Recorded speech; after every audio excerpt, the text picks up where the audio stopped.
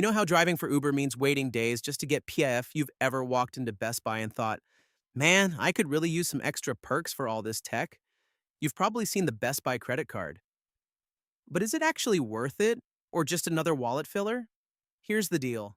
The main perk is rewards.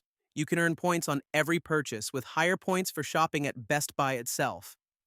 That means if you're constantly upgrading laptops, TVs, or gaming gear, those points add up into gift certificates pretty fast. Another plus is special financing. You can split up big purchases into monthly payments with no interest, if you pay on time. It's like training wheels for expensive tech splurges. Now, here's the not so great side. The interest rate is sky high if you miss a payment or don't clear the balance. We're talking rates that can wipe out any rewards you've earned. Plus, the rewards themselves are pretty locked into Best Buy, so it's not as flexible as cashback cards. So, is it worth it? If you're a diehard Best Buy shopper who loves upgrading tech often, the card can make sense. But if you just shop there once in a while, you're better off with a regular cashback credit card.